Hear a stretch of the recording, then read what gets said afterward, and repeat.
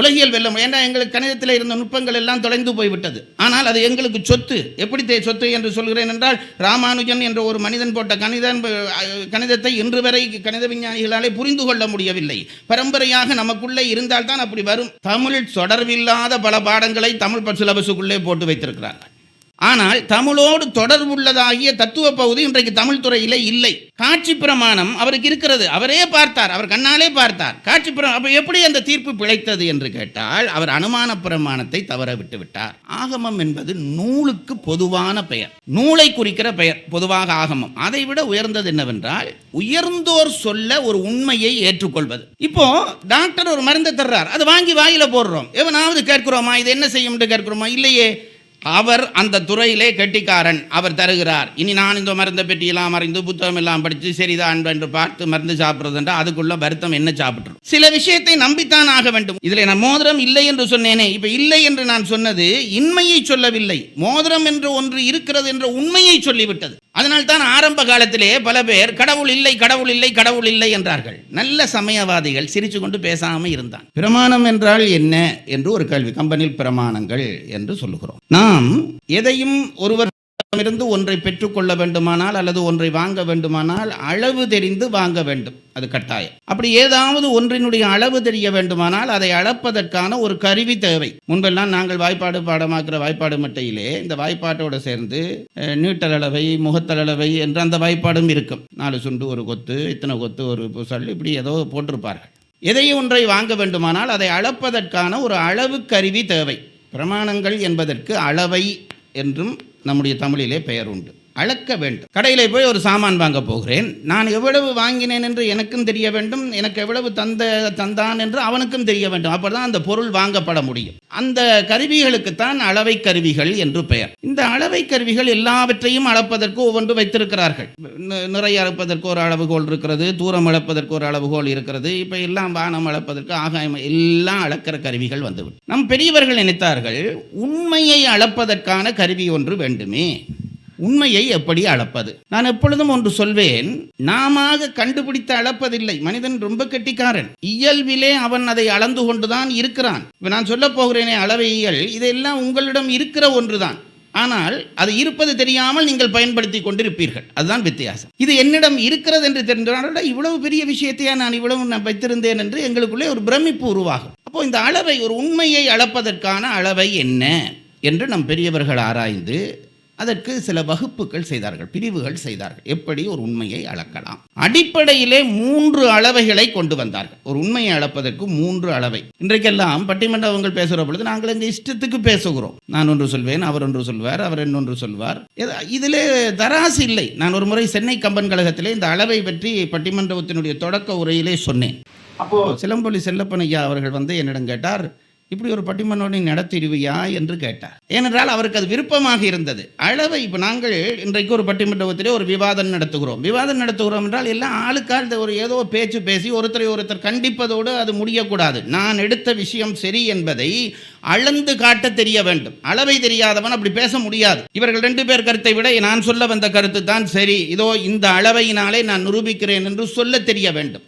அப்போ இது பட்டிமன்றத்துக்காரருக்கு தான் தேவையா இந்த அளவை என்றா? இல்லை, வாழ்க்கையிலும் தேவை. ஒரு தர்க்கம் வருகிற பொழுது, வீட்டிலேயோ குடும்பத்திலேயோ ஒரு பிரச்சனை வருகிற பொழுது, நான் சொன்னது சரியா நீ சொன்னது சரியா என்று பிரச்சனை வருகிற பொழுது அதை அளந்து காட்ட வேண்டும். நான் இன்ன காரணத்துக்காக இன்ன அளவையினாலே இன்ன பிரமாணத்தாலே சொல்லுகிறேன், ஆகவே நான் சொன்னதுதான் சரி என்றால் அது தீர்ப்பாக இருக்கும். இன்றைக்கு நாங்கள் எல்லாரும் இஷ்டப்பட்டபடி, அதாவது அந்த அரங்கின்றி வட்டாடியற்றே என்று திருவள்ளுவன் சொன்னானே, ஃபுட்பால் விளையாடுவதுனா கிரவுண்ட்ஸ் வேண்டும், கிரிக்கெட் விளையாடினா கிரவுண்ட்ஸ் வேண்டும். இல்லாட்டி எங்கே போய் விழுந்தது எது 6 என்று எப்படி கண்டுபிடிப்பது? ஒரு அளவு இருந்தால்தான் அதுக்குள்ளே நாம் நின்று விளையாட முடியும். அப்படி நான் பேசுகிற பொழுதும் பேச்சை, உண்மையை அளப்பதற்கான கருவி நம் கைவசம் இருந்தால்தான், இந்த கருவியிலே என்னுடைய நான் போட்ட பால் இங்கே விழுந்திருக்கிறது, ஆகவே நீ இதை ஏற்றுக்கொள் என்று சொல்ல வேண்டும். நடுவராக இருக்கிறவர்களும் தங்கள் கற்பனைக்கு பேசக்கூடாது. இதை எடுத்து வைத்து அளவைகளாலே அளந்து, இந்த அளவையிலே இவர் சொன்னதன்படி இவருடைய அளவை தான் சரியாக இருக்கிறது, ஆகவே இந்த அளவைக்குத்தான் தீர்ப்பு என்று சொல்ல வேண்டும். அளவை, ஒரு உண்மையை அளக்கிற அளவை என்ன? இதுதான் இந்த அளவையியல், பிரமாணவியல் என்று பெயர். சிவஞான செட்டியார் என்கின்ற சித்தாந்த நூலிலே அதில் இன்னொரு செய்தியும் சேர்த்து நான் உங்களுக்கு சொல்ல வேண்டி இருக்கிறது. நான் இடையிலே பிறகு பேச மாட்டேன். ஆகவே இந்த எண்ணங்களை பகிர்ந்து விட்டு போகிறேன். மனிதனுக்கு 2 கருத்து இருக்கிறது. அதாவது மனிதனுடைய செயல்பாட்டுகள் 2 விஷயத்தினுடைய அடிப்படையிலே நடக்கின்றன. ஒன்று புத்தி, அடுத்தது இதயம். இது நான் பல இடங்களிலே சொல்லியிருக்கிறேன். உங்களுடைய செயல்பாட்டை கவனித்தீர்கள் என்றால் ஒன்று புத்தியாலே செயல்படுவீர்கள் அல்லது இதயத்தாலே. இதயாலம் என்பது உணர்வினாலே செயல்படுவீர்கள். இந்த 2 செயல்பாடு தான். புத்தி செயல்பாடு உலகம் பூராகவும் ஒன்றாகத்தான் இருக்கும். இதய செயல்பாடு சூழலுக்கேற்ப, கலாச்சாரத்துக்கேற்ப மாறுபடும். இப்போ காதல் என்பது எங்கள் காதல் வேறு, நாங்கள் அழகு என்பது எங்கள் அழகு வேறு. இன்றைக்கு மேற்கு நாட்டார்கள் என்ன செய்கிறார்கள்? அந்த உணர்வு சார்ந்த விஷயங்களையும் பொதுமைப்படுத்த முயல்கிறார்கள். அழகி போட்டி, உலக அழகி போட்டி என்று வைக்கிறார்கள். அப்படி வைக்க முடியாது, பொதுமை இல்லை. ஆனால் அறிவு பொதுமை தான். 2 4 என்றால் இலங்கையில் 4, சிங்களவர்களுக்கு 4, முஸ்லீமுக்கு 4, ஆப்பிரிக்காவில் 4, அமெரிக்காவில் 4 தான். அது புத்தி கணக்கு. புத்தி கணக்கிலே மாற்றம் இல்லை. அதனாலே தான் எண்ணும் எழுத்தும் கண்ணெனத்தகும், எண்ணென்ப ஏனை எழுத்தென்ப இவ்விரண்டும் கண்ணென்ப வாழும் உயிர்க்கு என்ற குறளுக்கு திருக்குறள் பரிமளர் உரை எழுதுகிற பொழுது சொன்னார், எண்ணென்ப ஏனை, எண் என்பது கணிதம், எழுத்து என்பது இலக்கியம் என்று எழுதினார். கணிதம், இலக்கியம் 2ம் ஒரு மனிதனுக்கு தேவை. இலக்கியம் அவரவர் உணர்வு சார்ந்து மாறுபடும், ஆனால் கணிதம் மாறுபடாது. அது எப்பொழுதும் ஒன்று. தமிழர்கள் உணர்வுக்கு முக்கியத்துவம் கொடுத்தவர், உணர்வுக்கு முக்கியத்துவம். அதனால் உணர்வு சார்ந்த தங்களுடைய பழைய இலக்கியங்களை எல்லாம் காப்பாற்றி கொண்டார். ஆனால் அறிவு சார்ந்த அளவியலை நாம் தொலைத்து விட்டோம். எங்களிடம் அது நிறைய இருந்தது. கணிதம் சார்ந்த எங்களுடைய நூல்கள் எல்லாம் தொலைந்து போய்விட்டன. அதனால்தான் உலகியலாக வெல்ல முடியாமல் தமிழர்கள் இன்றைக்கு நிற்கிறார். உலகியல் வெல்ல, ஏன்னா எங்களுக்கு கணிதத்தில் இருந்த நுட்பங்கள் எல்லாம் தொலைந்து போய்விட்டது. ஆனால் அது எங்களுக்கு சொத்து. எப்படி சொத்து என்று சொல்கிறேன் என்றால், ராமானுஜன் என்ற ஒரு மனிதன் போட்ட கணிதத்தை இன்று வரை கணித விஞ்ஞானிகளாலே புரிந்து கொள்ள முடியவில்லை. பரம்பரையாக நமக்குள்ளே இருந்தால்தான் அப்படி வரும். நாங்கள் அதை முக்கியப்படுத்தாதபடியால் அதை எல்லாம் தொலைத்து விட்டோம். அந்த கணிதம் பிறப்பது அளவையியல்லே இருந்துதான் கணிதம் பிறக்கும். அளவையியல் என்றால் 1 1 2 என்றால் 1 1 2 தான். அதில் எனக்கு தமிழ் உணர்ச்சியாக இருக்கிறது, ஒரு 2 என்று வைக்க முடியாது. அதுதான் அளவு. அப்போ இந்த அளவையியல் என்றால் அளப்பது, உண்மையை அளப்பது. இன்றைக்கு எங்களுக்கு கிடைக்கிற ஒரு அளவு முழுமையான நூல் என்றால் சிவஞான சித்தியாரிலே அருணந்தி சிவாச்சாரியார் அந்த நூல் செய்வதற்கு முன்பாகவே அளவையியல், பிரமாணவியல் என்று ஒரு இயலை அமைக்கிறார். நூலுக்குள்ளேயே போகவில்லை. ஏனென்றால் சித்தாந்திகளுக்கு ஒரு பெரிய பிரச்சனை. அவர்களுடைய தேடல் என்னவென்றால் சூக்குமத்திலே தேட வேண்டும். முப்பொருளாய் அவர்கள் ஒத்துக்கொண்டார்கள். பதி, பசு, பாசம் என்று மூன்றும் சூக்கும பொருள்கள். இதை நாம் நிரூபணம் பண்ண வேண்டும். நிரூபணம் பண்ணுவதற்கு அளவை இல்லாமல் நிரூபணம் பண்ண முடியாது. ஆகவே அளவையியல் அவர்களுக்கு அவசியம் என்றபடியால் அவர் நூலினுடைய தொடக்கத்திலேயே அளவையியல் என்று ஒரு இயலை உருவாக்கி கொண்டு அதை விளக்கப்படுத்துகிறார். இன்றைக்கு கிடைக்கக்கூடிய முழுமையான அளவியல் நூல் என்றால் அதுதான். ஆனால் அதுக்கு கூட சரியான விருத்தி உரைகள் இல்லை. தமிழ் தொடர்பில்லாத பல பாடங்களை தமிழ் சிலபஸுக்குள்ளே போட்டு வைத்திருக்கிறார்கள். ஆனால் தமிழோடு தொடர்புள்ளதாகிய தத்துவ பகுதி இன்றைக்கு தமிழ் துறையிலே இல்லை. அளவியல் படிக்காமல் ஒருவன் தமிழுக்குள்ளே ஆழம் பெற முடியாது. அந்த அளவியலிலே அவர் சொல்லுகிற விஷயத்தை அதுதான் இன்றைக்கு ஒவ்வொருவரும் விளங்கப்படுத்த போகிறார். முதலிலே என்ன செய்தார்கள்? 10 அளவை 10 என்றார்கள். ஒரு உண்மையை நிரூபணம் பண்ணுவது எப்படி, ஒன்றை எப்படி நிரூபணம் பண்ணுவது. பிறகு அதை 8 என்றார்கள், பிறகு 6 என்றார்கள். அடிப்படையிலே 3 என்று கொண்டு வந்தார். ஒரு உண்மையை நிறுவுவதற்கு 3 விஷயத்திலே நிறுவலாம். அதில் என்னவென்றால் பிரமாணம் என்று முதல் சொன்னார்கள் காட்சி பிரமாணம். இன்றைக்கு அதை பேச இருக்கிறார்கள். காட்சி பிரமாணம் என்றால் என்ன என்றால், சும்மா மேலோட்டமா சொல்லிவிடுகிறேன், அவர்கள் விளங்கப்படுத்துவார்கள். ஒரு உண்மையை நம்முடைய அறிவு கருவிகள் 5 ஒன்றாலோ அல்லது 5 சேர்ந்து காண்பது. ஒருவனை இவன் கொலை செய்தான், கத்தியாலே குத்தினான். அப்ப இதுக்கு என்ன பிரமாணம்? இவன் குத்தினான் என்பதற்கு பிரமாணம் என்ன? இன்னார் கண்டார், இன்னார் பார்த்தார், இன்னார் பார்த்தார். அப்ப காட்சி பிரமாணத்தாலே அது நிரூபணம் ஆகும். ஆகவே இத்தனை பேர் பார்த்தால் அந்த கோர்ட்டிலே சாட்சிகளை கூப்பிடுகிறார்கள். கூப்பிட்டு வந்து விசாரிப்பார்கள். அப்ப ஒரு சாட்சி போதாதா என்றால் பொய் சாட்சிகள் தயாரிக்க தொடங்கி விட்டபடியால் பல சாட்சியை விசாரிக்க வேண்டியிருக்கிறது. பொய்யை கண்டுபிடிப்பது ரொம்ப சுலபம். என்ன சுலபம் என்று கேட்டால், திரும்பி திரும்பி கேட்டால் ஒருத்தனே மாறி சொல்ல ஆரம்பிச்சுடுவான். நான் OL முதல் தரம் எடுக்கிற பொழுது எனக்கு ரொம்ப குறைவான ரிசல்ட்ஸ். அது என்ன ரிசல்ட்ஸ் என்று நீங்க சும்மா கேட்டு என்ன வருத்தப்படுத்தப்படாது. ஆனா ஊர் உறவுல மற்ற பிள்ளைகள் எல்லாம் நல்லா பாஸ் பண்ணிவிட்டோம். அப்ப என்ன செய்கிறார்கள்? ஊர்ல போனோன்னே உனக்கு என்ன ரிசல்ட்ஸ் என்று கேட்பார்கள். அப்ப நாம எப்படி குறைச்சு சொல்ல முடியும்? சும்மா ஒரு புழுகு விடுறது. எனக்கு 8 பாடம் 5 C. உடனே நம்ம ஊர்க்காரன் இருக்கானே லேசில் விட மாட்டான். அவனுக்கு என்னென்ன பாடத்துக்கு 5 Cன்றோனே அப்ப என்ன மனதில் வருது? பிசிக்ஸுக்கு, கெமிஸ்ட்ரிக்கு அப்படி எதை அடிச்சு விட்டுறது சொல்லி அந்த அளவில் நாங்க மறந்து போவோம். அவன் மறக்க மாட்டான். அடுத்த 6 மாசத்தால கண்டோனே நீ என்ன ரிசல்ட்ஸ் சொன்ன நீண்டு கேட்பான். நான் என்ன ரிசல்ட்ஸ் சொன்னது எனக்கு மறந்து போம். நான் முதல்ல 8ல் 5 சொன்னா பிறகு 5ல் 3 என்ன பாடம் செய்யணுவான். என்னுடைய ரகசியம் வெளிப்பட்டு போகும். ஆகவேதான் பொய்ச்சாட்சி வந்த உடனே பல பேரை விசாரிக்க வேண்டிய தேவை வந்தது. அப்ப காட்சி பிரமாணம் உண்மையை நிறுவுவதற்கு ஒரு சான்று, ஒன்றை கண்டு நிறுவுவது. அடுத்தது சரி, இதுக்கு அடுத்தது ஒரு பிரமாணம், இதற்பட்ட மேற்பிரமாணம் ஒன்று இருக்கிறதா என்றால் இருக்கிறது. அதற்கு அனுமான பிரமாணம் என்று பெயர். அதை காண்டல் அளவை கருதல் அளவை என்று தமிழிலே சொல்வார். அனுமான பிரமாணம் என்றால் என்னவென்றால், ஒன்றிலிருந்து ஒன்று பிரிபடாத தொடர்புடைய ரெண்டு பொருள்களிலே ஒரு பொருளை கண்டால் மற்ற பொருளும் அங்கு இருக்கும் என்று தீர்மானிப்பது. இதுதான் அனுமானம். அதுக்கு என்ன உதாரணம் சொல்வார்கள் என்றால், நெருப்பு இருந்தால் புகை இருக்கும். இப்போ ஒரு இடத்துல புகையை காணுகிறோம். புகையை நான் கண்டது புகையை தான், நெருப்பை காணவில்லை. புகை இருக்கிறபடியால் அவ்விடத்தில் நெருப்பு இருக்கும் என்று சொல்கிறேனே, இதற்கு அனுமான பிரமாணம் என்று பெயர். அனுமானம் என்றால் என்ன? ஊகிப்பது. அதுக்கு ரொம்ப நிபந்தனைகள், அதுக்கு ஒரு புஸ்தகமே எழுதியிருக்கிறார்கள். அதெல்லாம் சொல்லப்போனால் இந்த இனிமேல் கம்பெனி விழாவுக்கே போக வேண்டாம் என்ற உயர்ந்த முடிவுக்கு நீங்கள் வந்து விடுவீர்கள். நான் ஏன் சொல்கிறேன் என்றால், இதில் ஆர்வம் உள்ளவர்கள் இதை படிக்க வேண்டும். அனுமான பிரமாணத்துக்கான நிபந்தனைகள் எல்லாம் சபக்கம், அப்படி எந்த பொருளை எங்கே காண்பது என்றெல்லாம் விரிவாக சொல்லி இருக்கிறார். அப்போ ரெண்டு பொருள் தொடர்புள்ள பொருள் இருந்தால் ஒரு பொருளை கண்டால் மற்றொரு பொருள் இருக்கும் என்று முடிவு செய்வதற்கு பெயர் அனுமான பிரமாணம். இதை புரிந்து கம்பனுடைய சிறப்பு என்னவென்றால், இந்த பிரமாணங்களை எல்லாம் பயன்படுத்துகிறான். அப்போ ஒரு உண்மையை அளக்க வேண்டுமா? காட்சி பிரமாணத்தாலே சொல்லு, அல்லது அனுமான பிரமாணத்தில் இது இருக்கிறபடியால் இது இருக்கும் சொல்லு. இதில் ரெண்டு பிரமாணத்திலே எது சிறந்தது என்றால், காட்சியா அனுமானமா என்றால் என்னையா இது? இந்த ரெண்டு பிரமாணத்திலே எந்த பிரமாணம் உயர்ந்தது? இதில் எது உயர்ந்தது என்று கேட்டால், காட்சியோடு ஒப்பிடுகிற பொழுது அனுமானத்தை உயர்ந்த பிரமாணமாக எடுப்பார்கள். ஏனென்றால் காட்சி பிரமாணம் சில நேரத்திலே நம்மை ஏமாற்றும், அறிவுக்கருவிகள் நம்மை ஏமாற்றும். ஒரு நீதிபதி வழியாக வந்தார். வருகிற பொழுது ஒருவன் கத்தியாலே ஒருவனை குத்தி அந்த உடம்பிலிருந்து கத்தியை இழுக்கிறான். நீதிபதி பார்த்தது அந்த கத்தியை இழுப்பதை பார்த்தார். கேஸ் அவருடைய நீதிமன்றத்துக்கே வந்தது. அவரே பார்த்தவர். அவர் என்ன நினைத்தார்? உடனே இவர் தான் குத்தியவன் என்று தீர்ப்பு கொடுத்தார். ஆனால் அந்த தீர்ப்பு பிழை. காட்சி பிரமாணம் அவருக்கு இருக்கிறது, அவரே பார்த்தார், அவர் கண்ணாலே பார்த்தார். காட்சி பிரமாணம் எப்படி அந்த தீர்ப்பு பிழைத்தது என்று கேட்டால், அவர் அனுமான பிரமாணத்தை தவற விட்டு விட்டார். அது என்ன அனுமான பிரமாணம்? இவர் என்ன செய்திருக்க வேண்டும்? அந்த 2-3 விஷயத்தை கவனித்திருக்க வேண்டும். இந்த கத்தியை பிடிக்கிச்சு இழுக்கிறத பார்த்தாரே, அப்பொழுது அவன் முகத்திலே பதட்டம் இருந்திருக்கிறதா என்று. குத்தினவனாக இருந்தால் பதட்டம் இருந்திருக்கும். சூழ இருந்தவர்கள் அவனை வெறுப்பாக பார்க்கிறார்களா என்று பார்த்திருக்க வேண்டும். ஏன் இவன் தான் குத்தினான் என்றால் மற்றவர்கள் வெறுப்பாக பார்த்திருப்பார்கள். இப்ப என்ன, இவன் அதில் ஒரு பதட்டம் இல்லாமல் கத்தியை பிடிக்கிறான். என்ன, குத்தி யாரோ குத்தி விட்டு போயிட்டான், இவனை இழுப்பதற்காக இழுத்திருக்கிறான். இவன் முகத்திலே பதட்டம் இல்லை.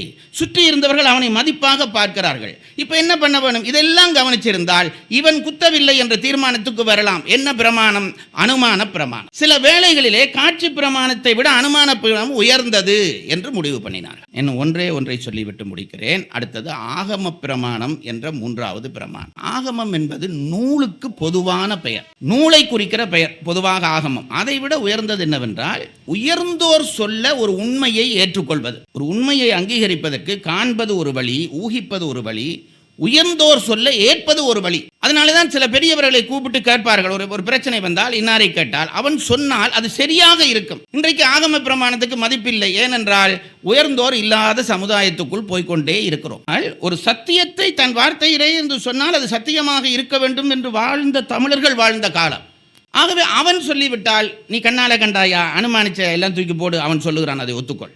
இது ரொம்ப மூடத்தனமாக இல்லையா? அது என்ன ஆகம பிரமாணம் என்று ஒரு பிரமாணம் வைத்து மூடத்தனமாக இல்லையா? உயர்ந்தவர்கள் சொல்ல அப்படியே ஏற்றுக்கொள்ள முடியுமா என்று கேட்டால் ஏற்றுக்கொள்கிறோம். இன்றைக்கும் ஏற்றுக்கொள்கிறோம். ஒரு வைத்தியரிடம் போகிறோம், நோய் சொல்லுகிறோம். அவர் ஒரு குளிசையை தந்து, நீ காலையில் குடி 3 குடி, பின்னேரத்தில் 2 குடி, சாப்பிட்ட பிறகு குடி, சாப்பிட்ட 3 குடின்னு சொல்லுகிறார். எவனாவது இது என்ன குளிசை, இது என்னத்தால செய்தது, இது எனக்கு என்ன செய்யும் கேட்டா குடிக்கிறீர்கள், வாயுக்குள்ள போட போறீர்கள். அது வேற ஆபத்து. அவரே 6 வருஷத்தால சொல்ல போறார், இது குடிச்சது நஞ்சு, இனி குடிக்காத என்ன போறார், அது வேற. இப்போ அப்படித்தானே குடிச்ச குளிசையே நான் போய் டாக்டர்கிட்ட கேட்டா சொல்றேன், இப்போ குடிக்கப்படான்றேன், இப்போ அது கேன்சர் வரும் என்று சொல்லியிருக்கிறான்ன்றான். படுபாவி இதை தந்து தான் என்னட்ட காசு வாங்கினான். இப்போ டாக்டர் ஒரு மருந்தை தர்றார், அது வாங்கி வாயில போடுறோம். எவனாவது கேட்கிறோமா இது என்ன செய்யும் கேட்கிறோமா? இல்லையே. அவர் அந்த துறையிலே கெட்டிக்காரன், அவர் தருகிறார். இனி நான் இந்த மருந்தை பெட்டியெல்லாம் அறிந்து புத்தகம் எல்லாம் படித்து சரிதான் என்று பார்த்து மருந்து சாப்பிட்றது என்றால் அதுக்குள்ள வருத்தம் என்ன சாப்பிட்றோம். சில விஷயத்தை நம்பித்தான் ஆக வேண்டும். உயர்ந்தவர் அந்த துறை சார்ந்தவர் சொன்னால் அதை ஏற்றுக்கொண்டு வாய்க்குள்ளே மருந்து போடுகிறாய் அல்லவா. 5 வருஷம் படித்த டாக்டர் நம்பியே வாய்க்குள்ள மருந்து போடுறாயே, 1000 வருஷமா நிற்கிற திருவள்ளுவரை நினைச்சு நீ வாய்க்குள்ள போட மாட்டாயா? அப்படி போடுவதற்கு பேர் ஆகம பிரமாணம். யார் ஆகமத்தை சொல்லக்கூடியவர்கள் என்றால், எவனுக்கு யோக காட்சி இருக்கிறதோ அவன் சொல்வது அப்படியே ஒத்துக்கொள்ள வேண்டியதுதான். அப்போ இப்படி உண்மைகளை அளப்பதற்கு ரூலர் தந்திருக்கார். ஒன்று காட்சியால் அளப்பது, அனுமானத்தால் அளப்பது, அடுத்தது ஆகமத்தால் அளப்பது. இதை 10ஆக விரித்தார்கள். அதில் ஒன்று இன்மை, அபாவம் என்று சொல்வார்கள். இன்மை என்பது ஒரு நிரூபணம். உண்மையை நிரூபிப்பதற்கு இன்மை நிரூபணம். இப்ப பாருங்க, இந்த மேசையில் மோதிரம் இல்லை. நான் இப்ப சொல்லுகிறேன், இந்த மேசையில் மோதிரம் இல்லை. இப்ப நான் என்ன சொன்னேன்? ஒன்று பொருள் இல்லை என்றேன். இப்ப இதுல இருந்து உங்களுக்கு என்ன தெரிகிறது? இந்த மேசையில் மோதிரம் இல்லை என்று நான் சொல்லுகிறபடியால் மோதிரம் என்ற ஒன்று இருக்கிறது என்று தெரியதாகிவிட்டதல்லவா? இதில் நான் மோதிரம் இல்லை என்று சொன்னேனே, இப்போ இல்லை என்று நான் சொன்னது இன்மையை சொல்லவில்லை, மோதிரம் என்று ஒன்று இருக்கிறது என்ற உண்மையை சொல்லிவிட்டது. அதனால்தான் ஆரம்ப காலத்திலே பல பேர் கடவுள் இல்லை, கடவுள் இல்லை, கடவுள் இல்லை என்றார்கள். நல்ல சமயவாதிகள் சிரிச்சு கொண்டு பேசாமல் இருந்தான். ஏனென்றால் நீ இல்லை இல்லை என்று சொல்லுகிறதே உள்ளது உள்ளது என்பதை நிரூபிக்கிறது. இன்மை உண்மையை நிரூபணம் செய்யும். இல்லாத ஒரு பொருளை இல்லை என்று நீ ஏன் சொல்ல வேண்டும்? இல்லாத ஒரு பொருளை இல்லை என்று எவனாவது சொல்வானா? நீ இல்லை என்று சொன்னால் ஏதோ ஒரு பொருளை தேடி உனக்கு கிடைக்கவில்லை, அதனாலே இல்லை என்கிறாய். நீ இல்லை என்று சொல்வதே அதனுடைய உண்மையை நிரூபணம் செய்யும் என்று அதுக்கு ஒரு உவமை சொன்னார். 5 வருஷம் மெடிக்கல் காலேஜுக்கு போயிட்டு ஒருத்தன் வெளியில வந்தா அவனுக்கு சமுதாயத்துக்குள்ள பெரிய மதிப்பு. ஏனென்றால் அவன் படிக்கிறான், ஆயிரக்கணக்கான நோய்களை பற்றி படிக்கிறான், அதனுடைய அடையாளங்களை படிக்கிறான், அதனுடைய மருந்துகளை படிக்கிறான். அவன் அவன் அவன் உள்ள போய் வெளியில வரதுக்குள்ள செத்து போறான். தமிழ்ல படிக்கிறான்டா சும்மா விளையாட்டு, உள்ளுக்கு போய் 2 டியூட் எழுதி போடுறது நாங்க வச்சிருக்கிறோம். இவர் சொன்னதை பிறகு அவர் எழுதி போடணும், அதுக்கு இவர் மார்க்ஸ் போடுவார். தமிழ்ல படிக்க மூல பிசைய வேணும், மூல பிசைய வேணும். தமிழ்ல படிக்க எவ்வளவு விஷயம் இருக்குது. அப்படி படிச்சு பார், டாக்டருக்கு வர்ற மரியாதையை விட 100 மடங்கு உனக்கு வரும். முறைப்படி படித்தால் அதற்குரிய மதிப்பு வரும். அதுல அந்த 10 பிரமாணங்கள்ல ஒன்று ஐதீகம். சும்மா அப்படி தொட்டு ஐதீகம் என்ன தெரியுமா? பல காலம் ஒரு சமுதாயத்திலே ஒரு விஷயம் சொல்லப்பட்டு வந்தால் அதிலே உண்மை இருக்கலாம் என்று நம்புவோம். ஊர்ல ஒரு பாம்பு புத்து, அந்த பாம்பு புத்துல ஒரு கருநாகம் இருக்குன்னு எங்க பாட்டா சொன்னார், அது பிறகு எங்க அப்பா சொன்னார், அது பிறகு நான் சொல்றேன். ஆனா பாம்பை ஒருத்தரும் கண்டதில்லை. இப்போ ஒருத்தனை கூப்பிட்டு இந்த பாம்பு புத்துல கைய விடுறான்டா, அவன் என்ன படையப்பாவா? பாம்பு புத்துல கைய விடுறா விடுவானா யாராவது? பாம்பை கண்டதில்லை, ஆனா பாட்டன் சொன்னான் இதுல பாம்பு இருக்குண்டு, அப்பன் சொன்னான் பாம்பு இருக்குண்டு. அப்ப எனக்கு கைய வைக்க பயமாத்தான் இருக்குது. ஏன் தெரியுமா? நான் அது உண்மையாக இருக்கும் என்று நம்புகிறேன். ஆகவே ஐதீகமும் உண்மைக்கான ஒரு நிரூபணம் என்றார்கள். அந்த வீதியில இருக்கிற புளிய மரத்தில் பேய் இருக்கிறதா முந்தி நாங்க போக மாட்டோம். ஏன்னா அப்ப பேய் தனியா மனுஷன் தனியா இருந்தான். அப்போ பலகாலம் சொல்லப்பட்டு வந்தால் அதிலிருந்து ஒரு உண்மை அறியப்படுவது, அதற்கு ஐதீகம் என்று பெயர். உவமை உவமை உவமை ஒரு உண்மையை நிரூபிக்கும். இதெல்லாம் ரொம்ப நுட்பமான விஷயங்கள். ஒருத்தன் அமெரிக்காவில் இருந்தான், அவனுக்கு கல்யாணம் பேச வேணும், இங்கே பேசினார்கள். அப்பா எப்படி பொம்பளை வேணுண்டார், நீங்க பார்த்து பண்ணுங்கோன்னுட்டான். பார்த்து பண்ணுங்கன்னு சொத்திய பண்ணுங்கோன்ற அர்த்தமா? அப்பாவுக்கும் அது விளங்கிச்சு. போய் கல்யாணம் அன்றைக்கு பொம்பளை பார்க்க போனார்கள். இவனுக்கு அங்கே ஒரே டென்ஷன். பெண் பார்த்துட்டு வந்துட்டார்கள். வந்தோடனே இவன் அப்பா அம்மாட்ட கேட்க முடியாது, அக்காவுக்கு ஃபோன் பண்ணினான். எப்படி பொம்பளைன்னு கேட்டான். அக்கா சொல்லிச்சு கிளி போல இருக்குன்றது. அவன் அப்படி டப் பண்ணி டெலிஃபோனை வச்சுட்டு கனவுல மிதந்தான். இப்போ இந்த அம்மா இந்த என்ன இவன் ஃபோட்டோ பார்த்தானா, படம் பார்த்தானா, பெண்ணை பார்த்தானா? அந்த அக்கா ஒரு உவமையை சொல்லிச்சு. கிளி போலண்டா என்ன பச்சை சீலை எடுத்துட்டு சொண்டு இப்படி இருக்குன்ற அர்த்தமா? இல்லை, கிளி அழகுக்கு ஒரு உவமை. அப்போ கிளி போல இருக்கின்றா, நிச்சயம் நமக்கு பார்த்த பொம்பளை அழகுன்ற ஒரு திருப்தி வருது அல்லவா? காணாமலே ஒரு உண்மையை உவமை உணர்த்திட்டு அல்லவா? ஆகவே உவமை ஒரு அளவை என்றார். அதுபோல ஒரு பாதியை வைத்து இன்னொரு பாதியை அறிவது, அதுக்கு என்ன உவமை? அர்த்தாபத்தி. அர்த்தாபத்தி என்று ஒரு ஒரு உண்மை இருக்கிறது, ஒரு பிரமாணம் இருக்கிறது. ஒரு பாதியை சொன்னால் மற்ற பாதியை அறிந்து கொள்ளலாம். அது எப்படி என்றால், இந்த கதவுக்கு 2 எண்ணல், ஒரு எண்ணல் பூட்டி இருக்கிறது என்று நான் சொல்லுகிறேன். ஒரு எண்ணல் பூட்டி, நான் சொன்ன செய்தி என்ன? ஒரு எண்ணல் பூட்டி இருக்கிறது என்று சொன்னேன், அவ்வளவு தான் சொன்னேன். உடனே உங்களுக்கு என்ன தெரிகிறது? மற்ற எண்ணல் திறந்திருக்கிறது என்று தெரிகிறது அல்லவா? நான் மற்ற எண்ணல் திறந்ததை பற்றி உங்களுக்கு சொன்னேனா? ஒரு எண்ணல் பூட்டி இருக்கு. இந்த 4 வரில் இந்த 2 நல்லவர். நான் ஒன்றும் உங்களுக்கு சொல்லலைங்க ஐயா. இந்த 4 வரில் இந்த 2 நல்லவர் என்று சொன்னோன்னே நமக்கு என்ன தெரிகிறது? மற்ற 2 கெட்டவர் என்று தெரிகிறது அல்லவா? இப்ப நான் அந்த 2 பேர் கெட்டவர் என்று சொன்னேனா? 2 நல்லவர் என்று சொன்னேன். அந்த பாதி மற்ற பாதியை விளங்கப்படுத்துகிறது. இதற்கு அர்த்தாபத்தி என்று பெயர். அர்த்தாபத்தி என்ற என்ன தெரியுமா? அர்த்தம் என்ற சொல்லுக்கு தமிழிலே பல அர்த்தம் உண்டு. ஒன்று அர்த்த என்ற சொல்லுக்கு பாதி என்று அர்த்தம். அர்த்தநாரி, அர்த்த ராத்திரி சொல்லுகிறோமே, நடுராத்திரியை சொல்லுறோம். அர்த்த ராத்திரி, பாதி ராத்திரி தாண்டி அர்த்த ராத்திரி. அப்ப பாதி, ஒரு பாதியை வைத்து இன்னொரு பாதியை அறிவது, அதற்கு அர்த்தாபத்தி. அர்த்த ஆபத்தி, அதுதான் அர்த்தாபத்தி என்று வந்தது. இப்படி உண்மைகளை அறிய 10 பிரமாணங்கள் சொன்னார்கள் நம் பெரியவர்கள். அதற்கு அளவியல் என்று பெயர். தமிழ் படிக்கிறவன் இது படிக்காமல் விடக்கூடாது. நாம அறிவு பகுதியை விட்டுட்டு உணர்வு பகுதியை படித்து நெடுக அவன் காதலிச்சான் இவன் கல்யாணம் அது மரத்துலேருந்து பூ விழுந்தது பூவிலேருந்து மரம் விழுந்தது என்னென்னமோ நேற்று கவியரங்கத்தில் பாடின மாதிரி சொல்லி கொண்டிருக்கிறோம். அறிவு பகுதியையும் விடக்கூடாது. அறிவு பகுதி தான் உணர்வு பகுதியை நிரூபணம் பண்ண தேவைப்படும். கம்பன் பெரிய ஆள். தமிழுக்கு என்னென்ன சக்தி உண்டோ அத்தனையும் கம்பனுக்கு உண்டு. பாரதி தமிழை பற்றி சொல்லுகிற பொழுது சொன்னான், இந்த வாழ்த்து பாடுகிற பொழுது நான் கேட்டு இடையிடையே சில வரி அப்படி போய் தாக்கம் என்ன சொன்னான் தெரியுமா? வானம் அளந்தது அனைத்தும் அளந்திடும் வன்மொழியாளர்களும் என்று சொல்வான் அல்லவா? இல்லை, வானம் அளத்தது அனைத்து அளந்திடும் ஏதோ வன்மொழி என்று முடிப்பான். வன்மொழி வாழியவே என்பான். என்ன அர்த்தம் தெரியுமா? எனக்கு அது சொல்லு கனநாள் விளங்கல. அன்றைக்கு ஒருத்தர் பாடுற பொழுதுதான் வானத்துக்கு தெரியாத ஒன்று இந்த உலகத்தில் இருக்குமா, அதுபோல தமிழுக்கு தெரியாத ஒன்றும் இந்த உலகத்தில் இல்லை என்றான் பாரதி. தமிழுக்கு தெரியாத ஒன்றும் இல்லை. நான் இன்னும் சொன்னா, வானம் அளந்தது எப்படி தமிழுக்கு தெரியுமோ, தமிழ் அளந்தது எல்லாம் கம்பனுக்கு தெரியும். கம்பனுக்குள்ளே நீங்கள் சயின்ஸ் படிக்க வேண்டுமா, கெமிஸ்ட்ரி படிக்க வேண்டுமா, பிசிக்ஸ் படிக்க வேண்டுமா, சமயம் படிக்க வேண்டுமா, தத்துவம் படிக்க வேண்டுமா, எதுவும் படிக்கலாம். உன் தேடல் பார்வை இருந்தால் கம்பனுக்குள்ளே எல்லாம் உண்டு. ஏனென்றால் அவன் உலகத்துக்குள்ளே இல்லாத எதுவும் இல்லை. அதுபோல கம்பனுக்குள்ளே இல்லாத எதுவும் இல்லை. இது சும்மா இது கம்பன் விழா நடத்துறதுக்கு வேறு கொஞ்சம் பேர் இப்படி டூப்பா சொல்றேன் இங்கே நினைப்பீர்கள். இல்லை, கம்பன் எனக்கு கடவுள் இல்லை, உண்மையிலே கடவுள். அப்படிப்பட்ட கடவுள் தன்மை உள்ள கம்பன் இந்த அளவைகளை பற்றியும் மிக அற்புதமாக பேசியிருக்கிறார்.